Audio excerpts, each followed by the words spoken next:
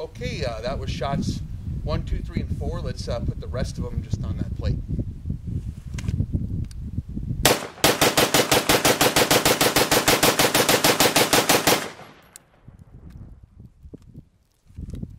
Beautiful, Clark. There you go.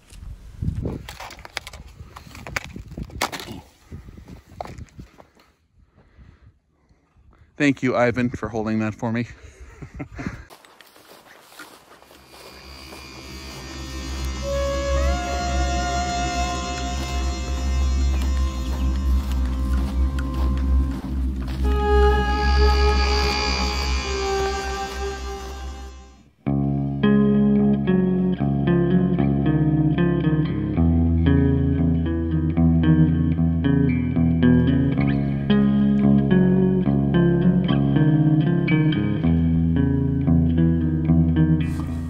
Howdy guys, Rex here. Today we're taking a look at the RTS Tactical Level 3A Rifle Special Threats Mini Shield. These are available for a little under $400, and they come in a couple different sizes, small, medium, and large. They have a 12 by 18 inch plate, 14 by 24, and a 16 by 30. Most armor ballistic shields deployed and in use among different law enforcement agencies not really rated to provide any protection from rifle fire. A lot of departments do like to plan for better protection. They'll pay a lot of money to get a shield that'll stop rifle rounds. The polyethylene level 3 rifle rated shields don't really provide the same kind of protection against even common 5.56, 7.62 by 39 type threats that you're going to see in steel. Steel has the ability to really take a lot of rounds, as you can see in our demonstration here. So RTS Tactical came up with a solution to this problem. The objective was basically to produce and provide an effective rifle-rated shield that's kind of affordable, that departments can actually afford to have. Okay, now we're not going to be doing a demonstration on how to use ballistic shields. Different tactics vary, different techniques vary in exactly how that's executed. The main thing we're looking at in this test is the ballistic performance of the shield. We want to reproduce a couple different possibilities. We want to demonstrate the ability of a steel shield to stop multiple rounds. Now, of course, polyethylene is going to have its own variety of different issues that'll happen if you try to duplicate these results, but steel does have some pretty good characteristics for this application. The shield is less than 1/4 of an inch in thickness, and they do have it fully coated and encapsulated in their coating, which is kind of intended for, you know, the normal use between ballistic events. It can stop, you know, it can be classified as an anti-spalling kind of deal. But really it's for not tearing up the rest of your gear. Having that polyurea coating is going to help tremendously for packing it, which almost 100% of the use of these shields is going to be in environments that are training environments, transporting them, you know, training with them, and not really taking hits. That might be 0.00001% of the time when that would happen. Of course, that's when you would need it. But the polyurea coating primarily, I think, is functional in terms of that pre-use time frame when you're not tearing the heck out of all your other gear. Once you start taking rounds, you're actually more concerned about stopping the projectiles coming at you. One of the nice things about this RTS Tactical Mini Shield being made out of steel, it's not going to crack if you drop it. It's not going to deform from long exposure to heat. To keep this in the trunk of your cruiser or your vehicle, or it gets really hot, especially where you're in a hotter environment. Man, you can have warping. There's a lot of different things that can happen with polyethylene type designs. It is equipped with a pretty heavy duty handle, quick release strapping system, enhances the mobility, you know, while using the mini shield. This is pretty common features.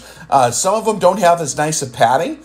This one seemed like it had a pretty decent handle on it, something you could actually deploy.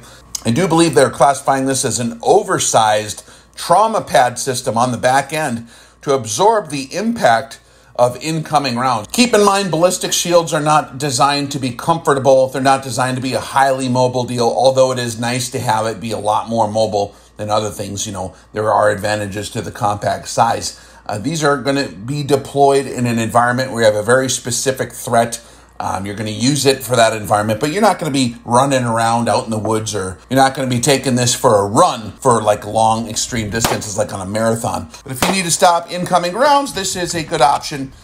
Different departments have different policies on how they're going to deploy these. So the design of this test is relatively simple. First, we wanted to make sure we get some extremely cinematic pictures from a drone flying over the beautiful, desolate landscape to set the scene. Then we're basically going to set up the shield on Ivan. We're going to have our little buddy Ivan here hold the shield, little rubber dummy guy. And we're going to shoot the shield with the full magazine of 5.56 ammo. The first 2 shots are going to be conducted at the same time. We're going to do an inspection then to see how the polyurea coating is handling the impacts of the rounds, because that's a realistic amount of rounds that you might take to a ballistic shield, a couple rounds with the rifle. Then we're going to fire 2 more and see how the polyurea coating is, and we're going to repeat that process until we get an idea of its performance, and then we're just going to dump the rest of the magazine into the shield to demonstrate its ability to ward off a multitude of rifle shots. Test equipment is a SIG M400 rifle with Aguila 5.56 millimeter 55 grain ammo using the new Primary Arms PLX compact 1:8 scope. And let's see what happened.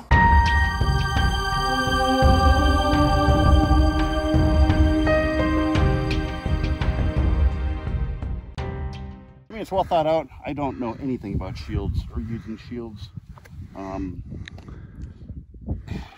First impressions, you can actually do magazine changes. Like I have my mag pouches down here on my belt.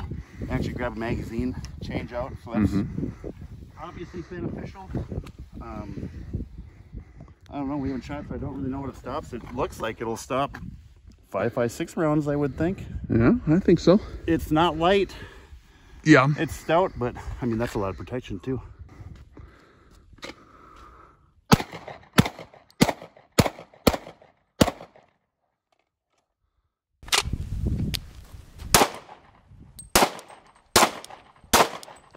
Cool. 3, 2, 1, execute.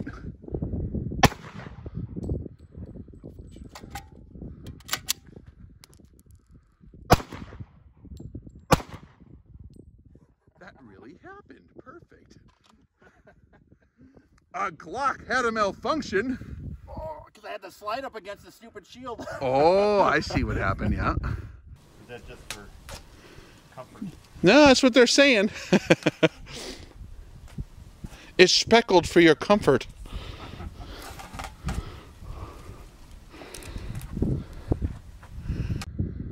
Okay, man, let's see if that armor works.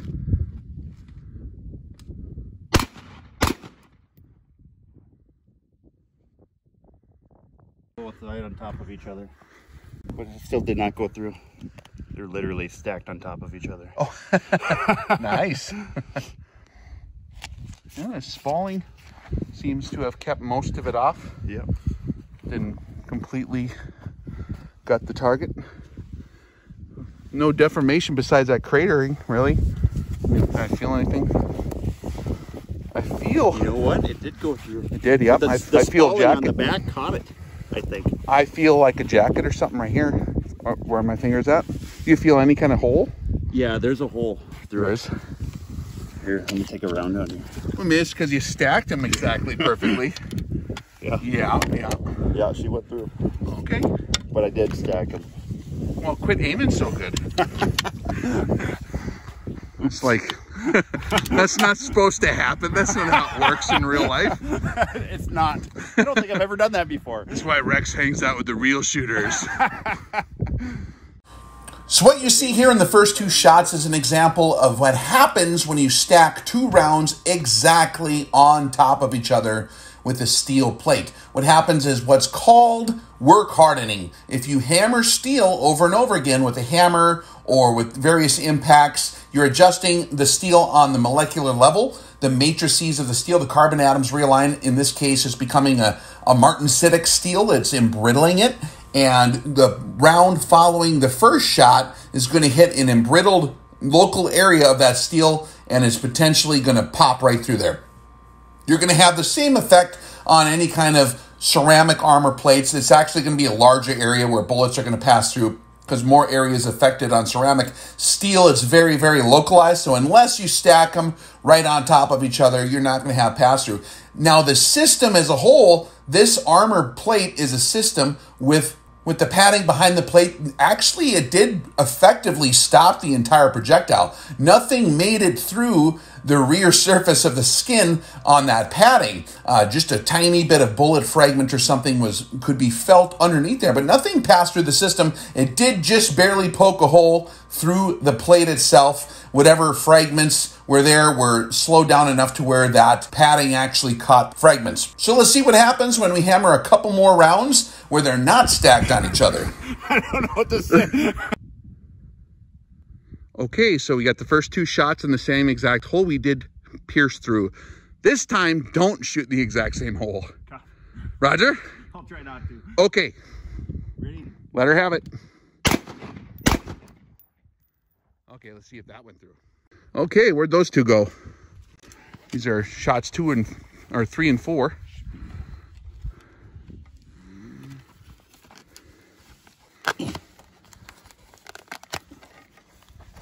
There's one there.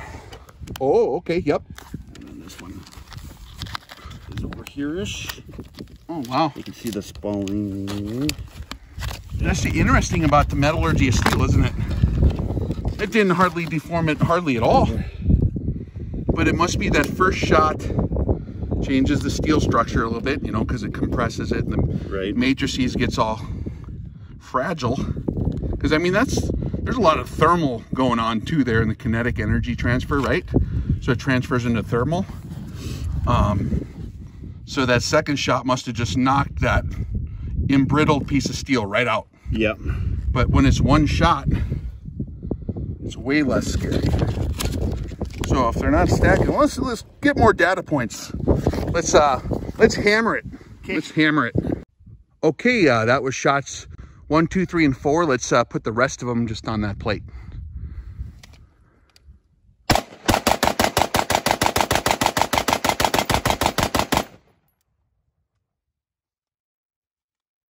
Beautiful, Clark.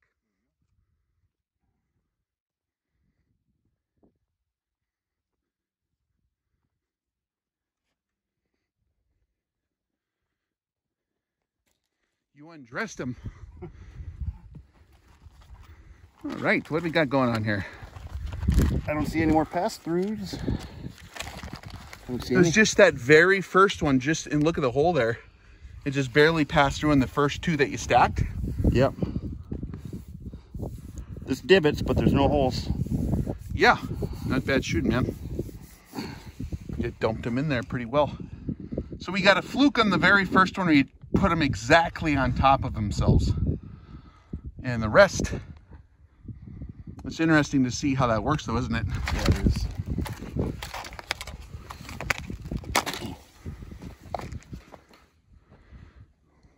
Thank you, Ivan, for holding that for me. How you liking this thing? The optic? Yeah. It's gorgeous. I like it a lot. Yeah? A lot. It works. I didn't even set the parallax or anything, and it's, man, yeah, it's really nice.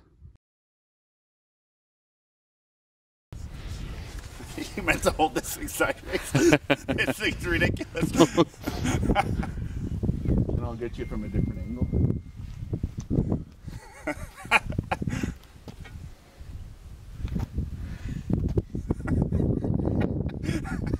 I don't know what to say. Hey, take a shot at me, Carl.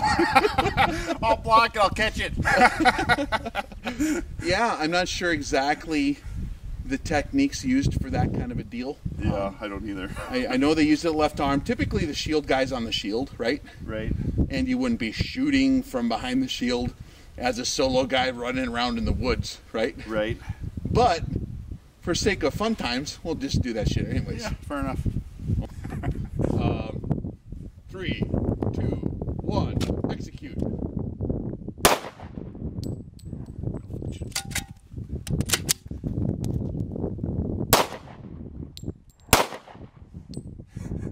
Really happened. Perfect. A Glock had a malfunction. Because I had to slide up against the stupid shield. Oh, I see what happened, yeah. I'm new at this. You're shooting with the shield. 3, 2, 1, execute.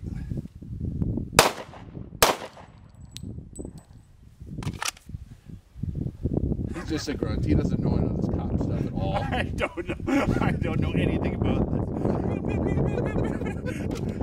Gotcha. Shield. Magic change. Not bad for the first time reload there. Yeah. Awesome.